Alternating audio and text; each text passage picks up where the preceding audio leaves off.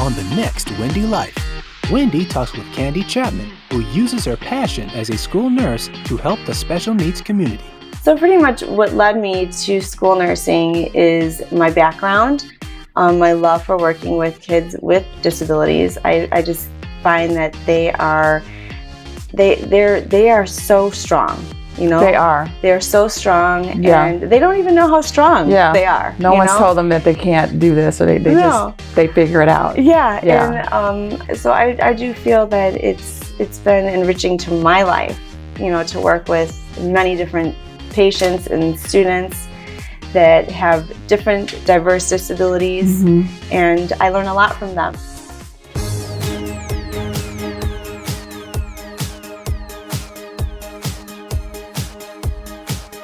We're going more on location. We're talking to a more diverse group of people, bringing the special needs community right to you. Hi, and welcome to the Wendy Life. I'm excited about today's show because I have my dear friend and school nurse of a whole special needs group at school, Nurse Candi Chapman. Thank you so much for coming. Oh, I'm privileged to be here. Thank you. I've been hounding you, like, when can you be on? I know, I wanted to be here, so I'm glad that it worked out. So let's just get started. I want to know, I know nursing, you just have to have this heart for service and for taking care of people, but what led you into taking care of special needs high schoolers? Yeah, well, I think that I really do believe it was a plan, you know, that God had a plan for me to do that. It started when in 91, after I graduated high school, I decided I definitely wanted to go to nursing. It was something that was just put on my heart. I always loved caring for people. And I graduated in 94. And so I became a nurse in 94. Okay. So in 1994. So I've been a nurse for a long time. Yeah. And when I started, honestly, there wasn't a lot of jobs, surprisingly. In nursing. Really? Yes. Okay. It was like a shortage of jobs in nursing. Wow. I never knew that ever existed. I know. It probably existed for a year. Yeah. And I started looking at different types of nursing. And I was led to Misericordia. Wow. And I don't know if you ever heard of Misericordia. It's in the city. It was on 55th in California. Yeah. And So let's tell people what it is. I mean, I know what it is, but let's tell people what it is. It's a skilled nursing facility for kids that have very medically disabled children, cognitively and medically disabled. Skilled nursing, like we do dialysis. We have lots of students that they were considered patients. And they lived in Misericordia. Oh, I didn't know it was a live-in. Yeah, it was a live-in facility. Okay. And we'd care for the students. Well, they were our students and our patients because they would actually that'd be their home, but they'd have education, therapy there. Full service. Yeah, full service. We had kids that some were ambulatory, some were non-ambulatory, meaning like some would walk, some would not walk, some were communicating, some were not. But a lot of the students or patients were severely disabled children, and some of them were didn't have their parents involved. Wow. It was we were their support, and I really fell in love with the kids there. Yeah. And I really didn't know that. I was very young. I was 20 when I became a nurse. Wow. So I stayed there a couple of years, and I thought, okay, I want to really get into the hospital setting. I want to do all that stuff. Now, at that time, did you still want to be with kids? I did. Just in a hospital setting? Yeah. Okay. So I went to Hope Children's Hospital and worked there for many years. And it was just always in my heart to work with children. I still went to school, and I wanted to be a nurse practitioner, actually. Wow. And then when I was doing that, I was having children, and I was like, wow, this is going to be really hard. Yeah, that's a big plate to... Jeez. Yeah. So I was like, okay, I got to put on the brakes and, take care of my own kids too. Yeah. And so pretty much what led me to school nursing is my background, my love for working with kids with disabilities. I just find that they're so strong. They're so strong, and they don't even know how strong they are. No one's told them that they can't do this, or they figure it out. Yeah. And so I do feel that it's been enriching to my life, to work with many different patients and students that have different diverse disabilities, and I learn a lot from them. Yeah. So I did nursing in the hospital. I liked it a lot. And then I was like, I need to change it up because of my life. Something a little more stable. Yeah. And so then I was going to do nurse practitioning. And then I was like, I'm going to try something different. And so I went to school nursing, and then I fell in love with it. Yeah. And I already had my master's degree, and I was like, I'm going to go to UIC and get a postgraduate degree in school nursing. Wow. So it's been my passion. Oh, so I didn't realize there's a degree in school nursing. Yes. Okay. Yes. Did not know that. Yeah. So you're actually certified because you work with IEPs, and IEPs is something that is really important because it's driven by goals. Right. It's driven by the kids' the individual abilities.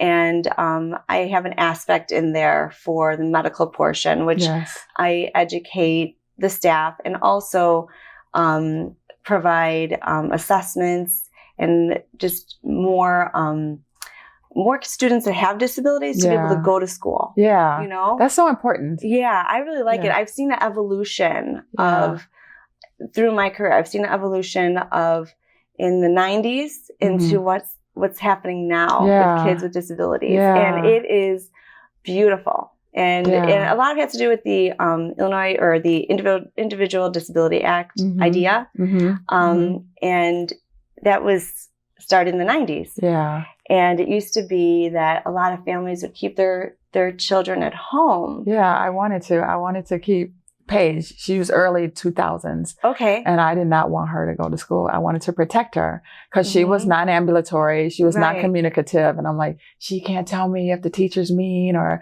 if somebody's picking on her. So I'm just going to keep her here. Right. And I was encouraged to send her to school. And I've been really blessed all my kids' lives to have really good staff at the school. But of course, I'm looking like, who's the nurse? Because I know they're going to be a big part of this school plan. And I've had great nurses. And it's funny, you and I have known each other forever. Yes, really. And then I didn't realize you were a school. Our boys went to school together. And I didn't realize you were a school nurse.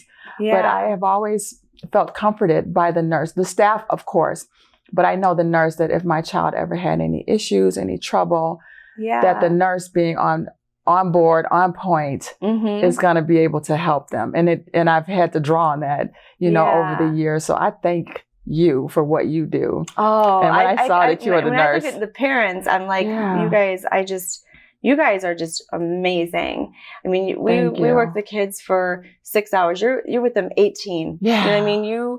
And more, because they're always on your mind. Always. So you're with them 24/7. Yeah. And I just feel that it's very admirable, everything that parents do.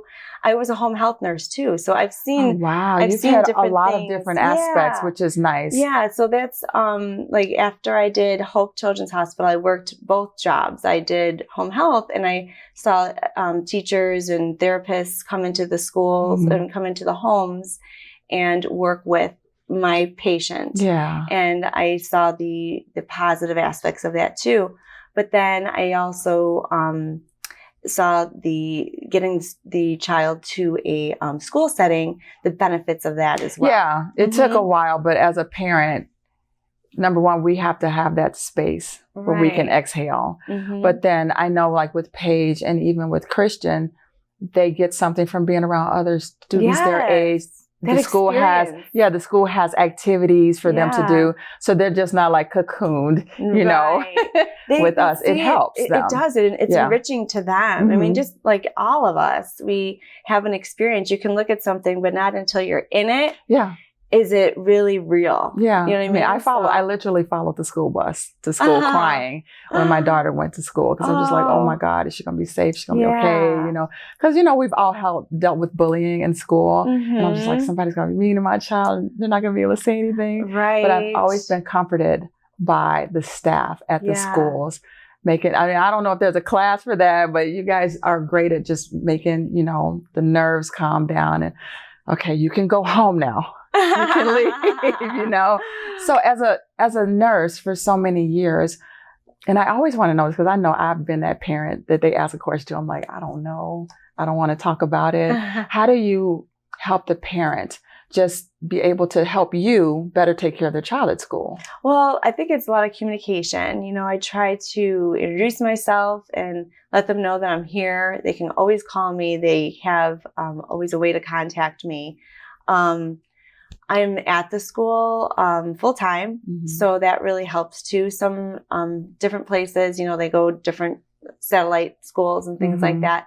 I think it's important for a parent that has a special needs child to know who is there with them, who has any part of their child's care at school. And that's part of the idea, you know, because that's why the Disability Act was made, to make sure that a child with disabilities has the same opportunities as any other child. And that might mean to bring another person, like bring a nurse there. You know what I mean? Have someone there to take care of them. That's what they need to provide for those students. Now, is that just an Illinois thing, or is it? It's Congress made that. So no matter what state the person's in, they can look up that information and see what rights they have. Wow. So how has being a nurse impacted or formed the parent that you are? Oh, probably irritating to my child. I'm like, wash your hands, you know, everything. Everything is always, I also have seen children have head injuries and things like that, and motor vehicle accidents. Oh, wow. And them no results, you know? And so I'm always thinking about that, always educating my children. And then I think it's helped in a way, but I also think that there was a time where I was very, very stressed, you know, things like that. Yeah, because you've seen some, like you said, the end results of some just accidents. Yeah, and nursing is very stressful. In you know, you're especially when your heart's in it. You know, you care about these people that you're caring for. You want to make sure that they have good results for whatever you're doing. And the school, thank goodness, is a very stable environment.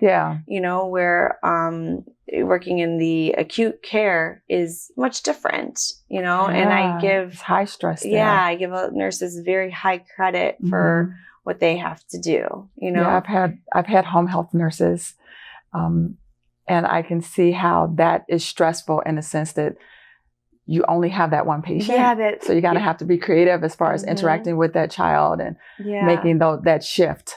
And you don't have anybody to draw on. You don't. You're you. That's it. You better understand and watch everything because they're depending on you. You know, you're it. But it's so helpful. I know with Paige, she needed 24-hour care. And I tried for a few years. Wow. And it was crazy. By yourself? By myself, And it was crazy with Christian and then Matthew being very active in the middle. And once the nurses came on, I was like, well, of course, I'm like, wait, so what are you doing? Okay, do you know to do this? And, you know, I was just that micromanager, like making sure they did. And they were like cool with it. Like, they're like, okay, what we expect. We're all in this together, right? But we finally settled into a groove where I felt comfortable going to sleep. Like, okay, I could sleep tonight.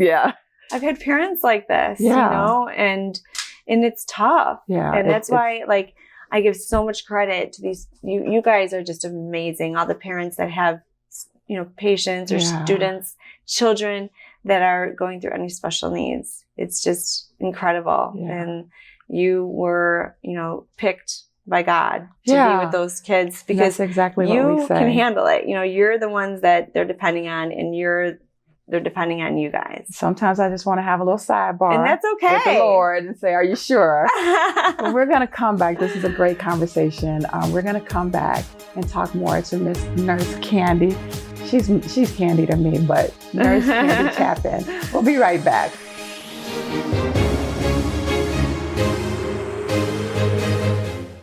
On the season finale of the WendyLyfe Show, Wendy talks with Deborah Vines, founder and CEO of The Answer, Inc.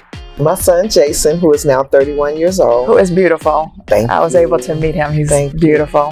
He was diagnosed when he was 18 months old. Okay. And then the numbers for autism were 1 in 1,000. To date, they're the 1 in 48. Wow. We lived in an underserved community. When we got the diagnosis, I was mortified because the only thing that I had remotely heard about autism was the Rain Man. Back then, public aid didn't pay for therapies. Insurance didn't pay for therapies. You had to come out of pocket. Yeah. And so my husband and I didn't have that kind of money to spend, so I just did what I knew how to do, and that was parent.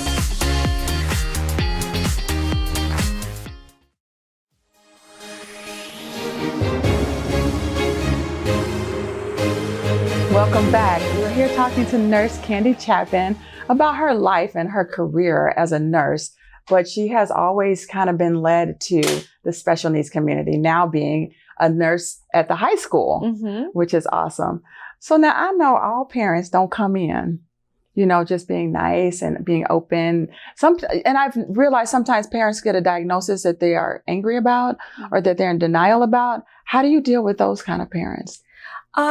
I think it's just a lot of education. Some people don't understand, like, if their child's not communicating verbally, that might not ever occur. They might have never been told that with the diagnosis that their child has. That's hard to hear. And they might question, like, why isn't this happening? And just giving them, letting them know that there's a lot of people that are experiencing the same thing. Lots of children that are experiencing the same things, and they have other great abilities. Yes. That doesn't have to be what happens, what everybody else does. They can't speak, that's okay, but they can eye gaze and they could talk to us through what their body language is giving us, or picking with their eyes. And there's great technology that they can use, communication boards that, will speak for them, that they could use to just look at. And so we let them know that there's not just one way to communicate. It doesn't have to be That's the what we're same. used to. We're used to just being able to verbalize what we need, one desire. And it's off-putting sometimes when you realize your child will never be able to say something to you. But like you said, like Paige, she will let you know you're getting on her nerves. And it's so exciting. Or she would laugh and we're like, yay. Yeah. We don't know why, but yay. Yeah. So you learn to celebrate whatever the child gives you. Yeah. Yeah. And those small things are big steps. And I think that I enjoy that. I recognize it and I enjoy that for those students. And that's because your heart is in it and that you get that enjoyment. You probably get just as much enjoyment out of seeing something a child does as the parent.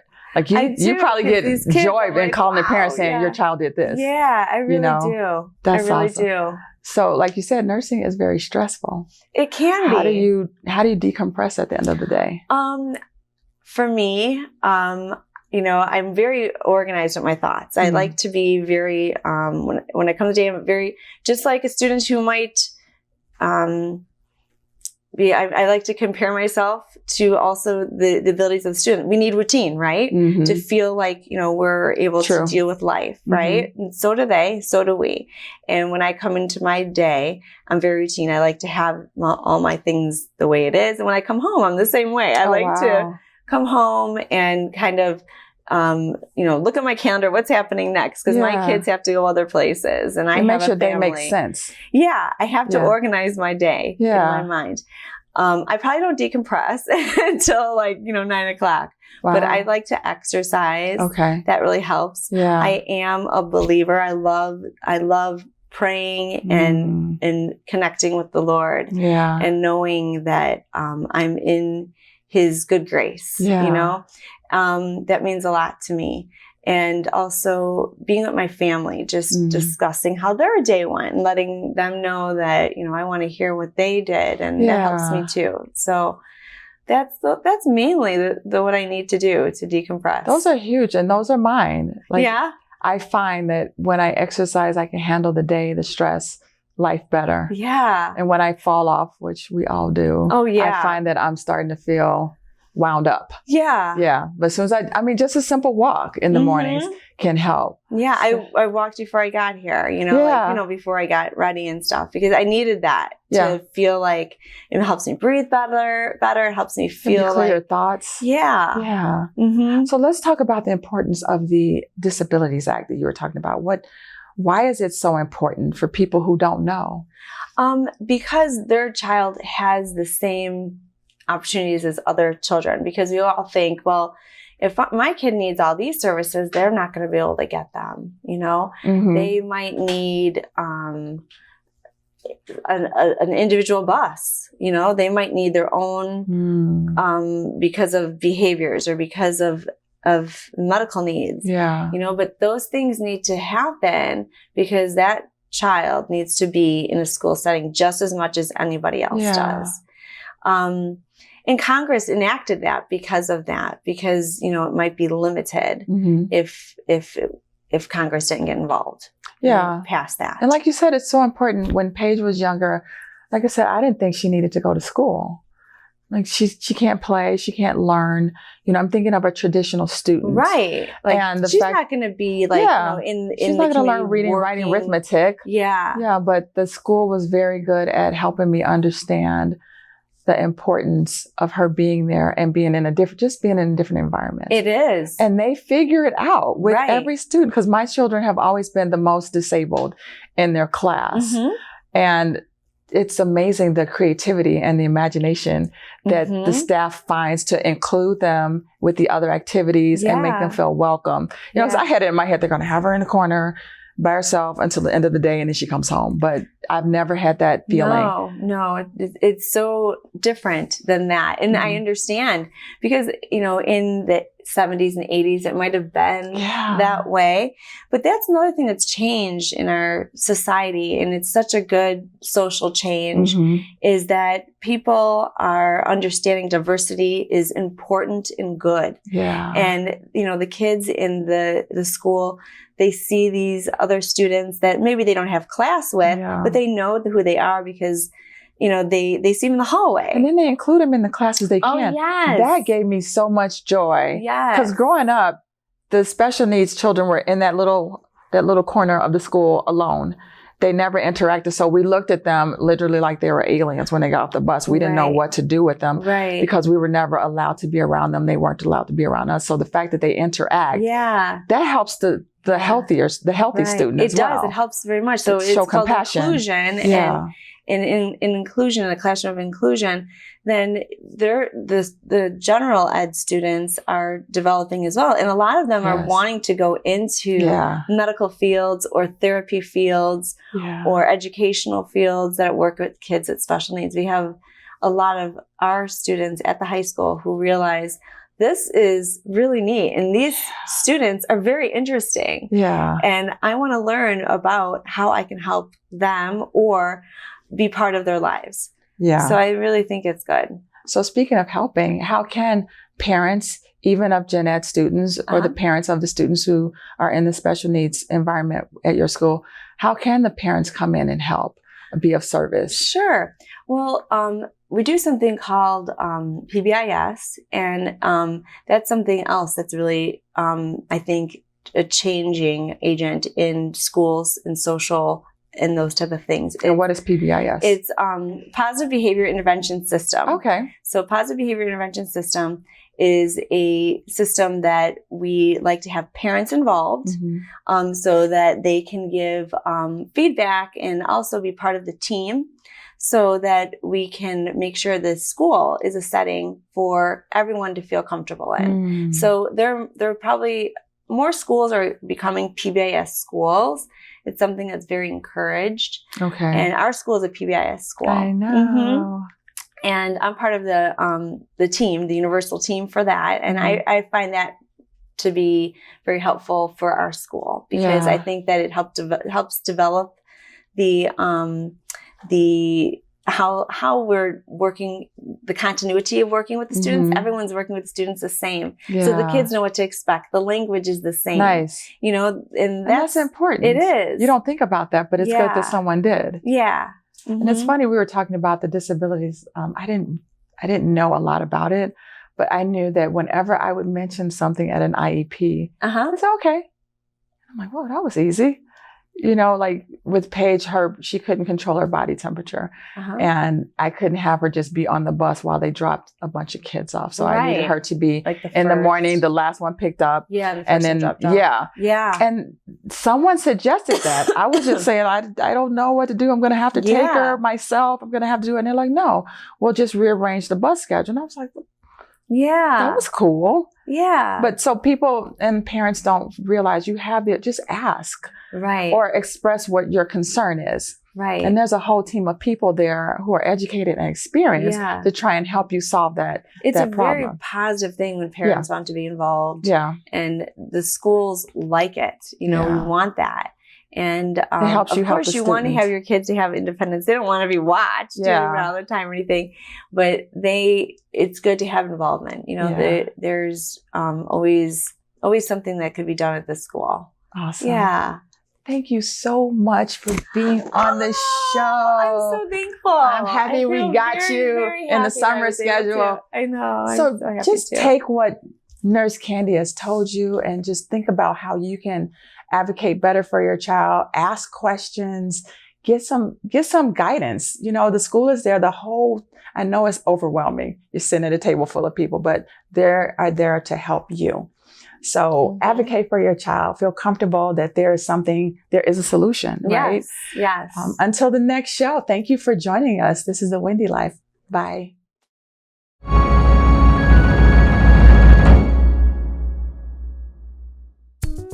Thanks for watching. Check out more videos below. And don't forget to like, share, and subscribe.